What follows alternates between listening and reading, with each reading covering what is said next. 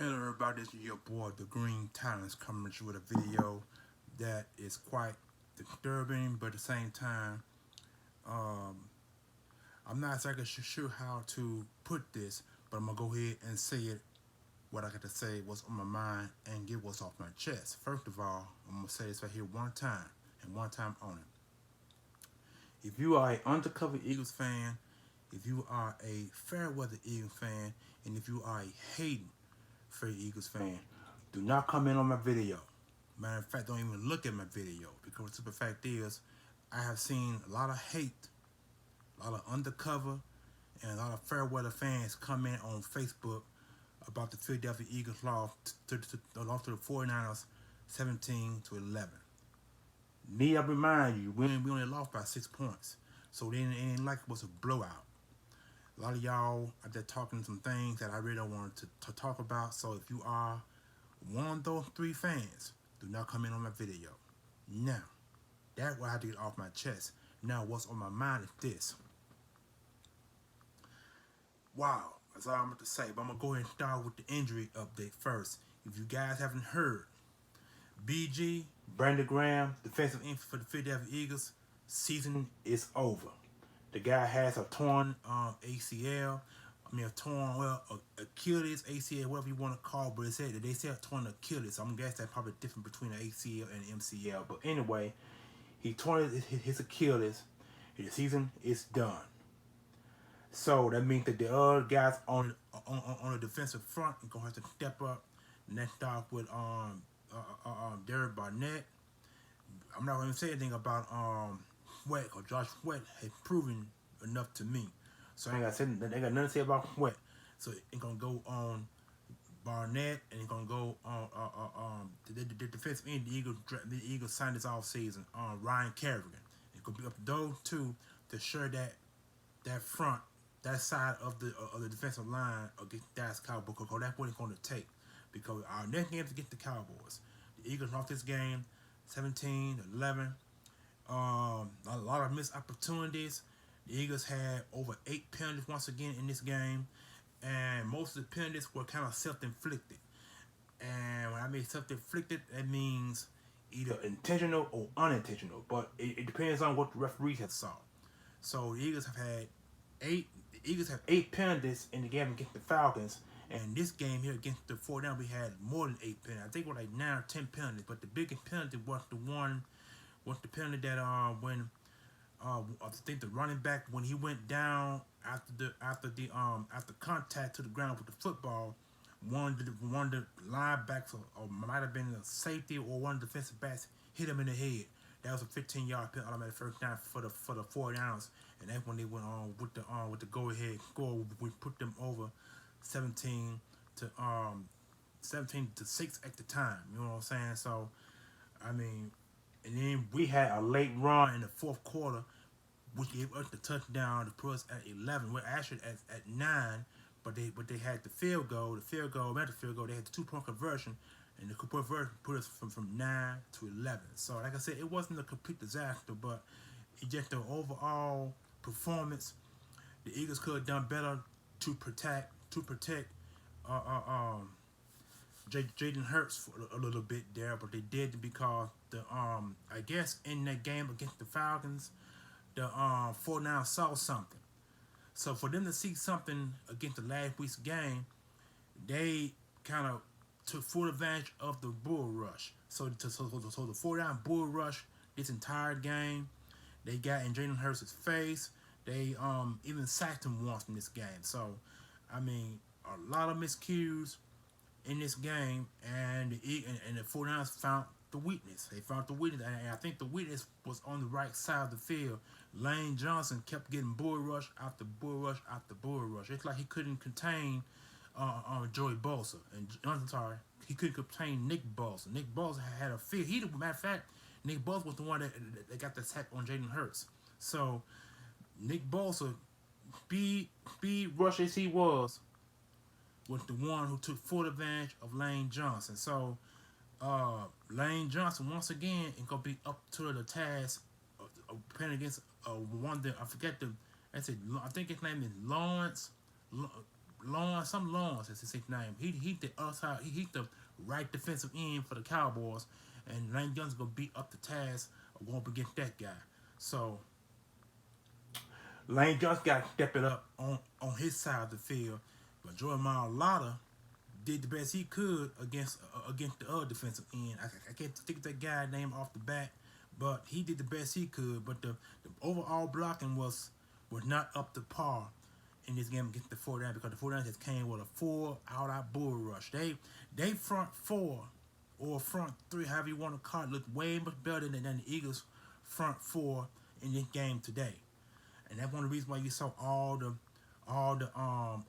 inaccurate throws from Jalen Hurts. Jalen Hurts missed a lot of receivers out there. The only one that he probably completed was against Rager. Rager ran up the field, but somewhere between the 10 and 15 yard line, he stepped out of bounds, and so that itself got stalled. But when he did get into the end zone for touchdown, it was called back because he went out of bounds between the 15 and 20 yard catch that he did. So that kind of nullifies that touchdown. I think if the Eagles had that touchdown right there in that game, anywhere in the world, the 49ers would have won that football game. So I mean, we could talk about. I can sit here all day on this film, talk about all the miscues the Eagles have done, but I can only describe what I saw today on where it went on TV. I had to watch. I had to watch the game. I had to watch the game live stream, so it wasn't televised. The game, the Panthers and the Saints game were televised. And I'm talking about that game in a few minutes. But even though it's not equal play, I'm gonna discuss that game in a few minutes. But anyway, a lot of miscues in this game. Hurts had a bunch of inaccurate throws. Last week game he threw for 260 some yards. This game he threw for under 200 yards, and no touchdown, but he ran for one. So, I mean, no, he didn't run for one. He ran for one, but I think it was called back. So, I mean, you got to look at all of these miscues the Eagles had in the game against the 49ers.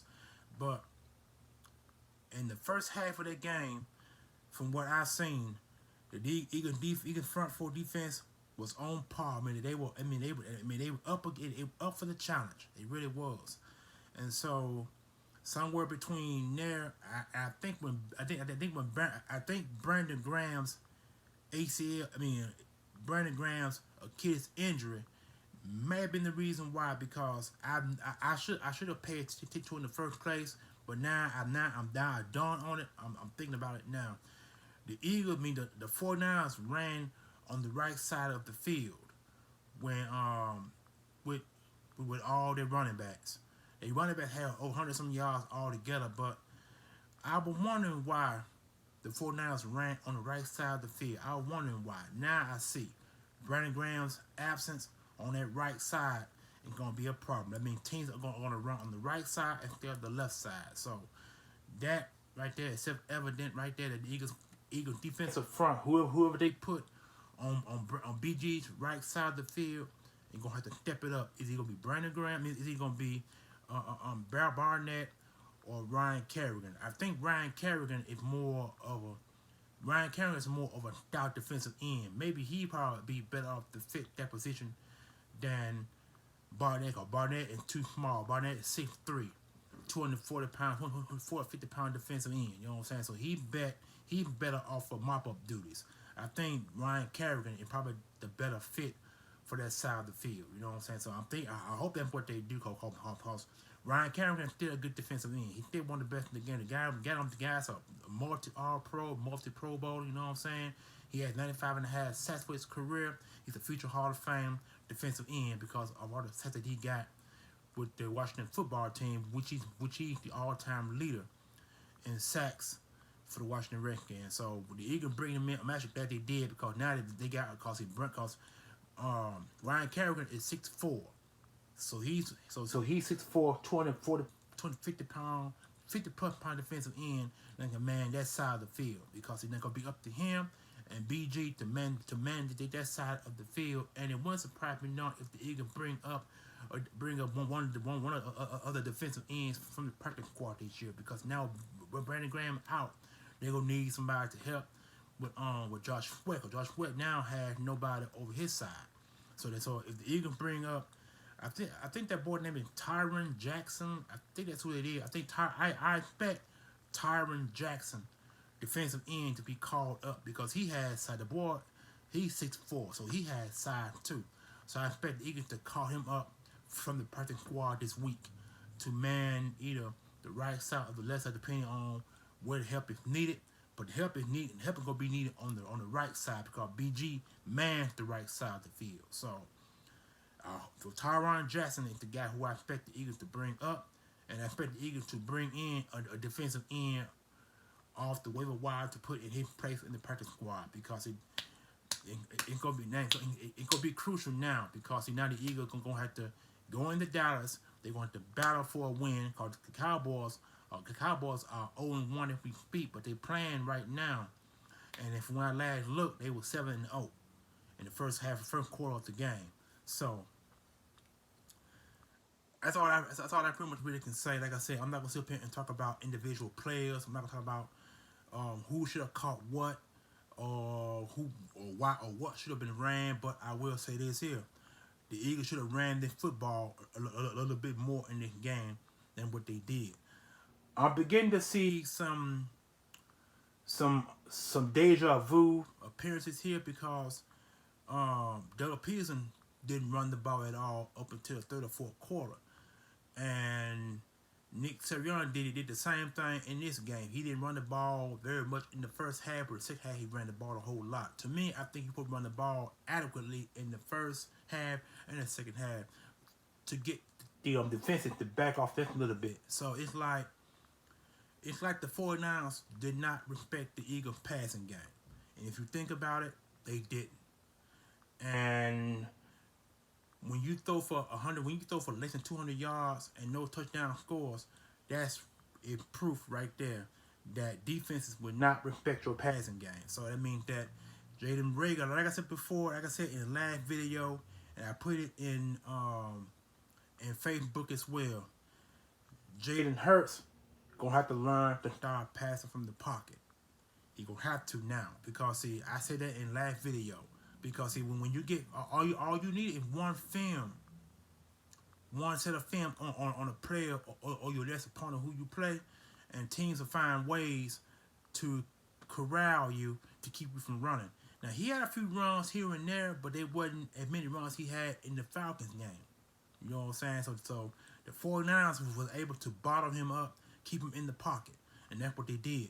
And so that means the offensive line is going to find some way to push back to keep the opposing defenses from getting around him instead of being on the side of him. Because see, the 49ers, they did a marvelous job, and you can't really complain saying it ain't bad about them because they came to play and they played and they won.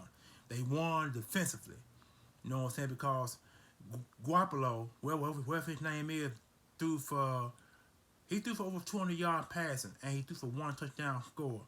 But he didn't have his best game against the Eagles. So, like I said, I watched the whole game through and through. He didn't have his best game against the Eagles, and I'm willing to admit that. But they got going in the first half, the second half of the game. And that kind of where we kind of fell apart at because we had like 5 or 6 penalties in that half alone. And had about 2 or 3 in the first half. So, I mean, the penalties is a problem. They got to work on these penalties. You know what I'm saying? Because, like I said, a lot of these penalties were self-inflicted. Which means unintentional or intentional. So, when you throw for under 20 yards passing and when you can't run as much, when teams corral you defensively in the pocket, that means you can't run. You only can step up and throw the ball out. Now, he did a little bit of that, but not enough because the 49ers had to corral him in the pocket and then have a few bull rushes up the middle to get to him, get in his face. And that would cost the first sack. You know what I'm saying? And so, when defensive linemen get in your face, that means that you gonna do 2 things. You gonna throw that ball and hope that someone catch it, or your side catch it. Or you gonna throw that ball and get intercepted, or you stand there and take the sack. So, in my opinion, I would rather throw the ball away to avoid the sack. But he didn't have no chance of throwing the football away. He really didn't. So that's what led to that first sack. But he did get hit. He did get hit, popped, and knocked down quite a bit to the 49ers. They hit him quite a bit, but sometimes them hits can build up to a point where you be afraid of getting the ball out, so you get popped and get hit some more, and then you get sacked along the way. So 49ers only got one sack in this game. They only got one sack. The Eagles didn't get no sack in this game here, but in the Falcons game, they got 3 sacks in the Falcons game, but this game here, no sacks. As a matter of fact, I don't think the Eagles defense even got anywhere near close to Garoppolo from what I've seen live stream. You know what I'm saying? So, like I said, I can sit here and talk all day about what I've seen, what I haven't seen, but I'm not gonna go there, but I did it anyway. So now BG season is over with. Ryan Kerrigan, and Derek Barnett are going to step it up on the right side of the football field, or right side of the defensive line, because the Cowboys, we come to Cowboy Stadium. I'm hoping the Cowboys lose today. Because if they lose today, that means they'll be 0-2, and we might not even be favored to win that football game. He can go be underdogs in this game, like he was in the 49ers game. So, well, actually, the Eagles were underdogs in the Week 1 game, underdogs in this game, and we're more likely to be underdogs against the Dallas Cowboys. Because that's a Dallas Cowboys got a high-powered offense. They got 3 good wide receivers, and they got a running game that we got to try to corral and stop, because we all know that that their running game is probably one of the best in the game. You know what I'm saying? So this is what I expect to see in the Cowboys game. Because the next on our list, I think after the Cowboys, is on the Tampa Bay. You got 2 road games at Cowboys, at Dallas. I mean at Dallas, at Tampa Bay. So that's what we're faced with right now. It's an uphill battle, but we got to get a win. A win is a win. I don't think we can afford to take any more losses, because this loss was somewhat embarrassing, because we should have at least done better than what we did in this game here. So, I mean, it ain't nothing to smile about, but, you know, a game is a game, a win is a win, a loss is a loss. So, without any further ado, I'm going to go ahead and end the video on a high note. Hope you guys like the video. Subscribe, like, comment, and share. That's all important to me. This is your boy, the Green Talent, coming with a video. I hope you enjoyed. Again, the Eagles on this football game, they lost it. It is what it is. We lost 17-11. We lost by 6 points, and the victor was the 49ers. They came on the Eagles home turf, first home game, and they beat us. So it is what it is. Nothing that we can do about it. Then move on. Get out of our heads. Move on, and let that be that. And to all my other YouTubes across YouTube land, I'm talking about my boy Fed Notion, 500, LB, Joey Shakes, Eagle Champ, Birdman 31, Philly Girl, all of y'all out there who watch my videos. Peace out, one love, holla at your boy.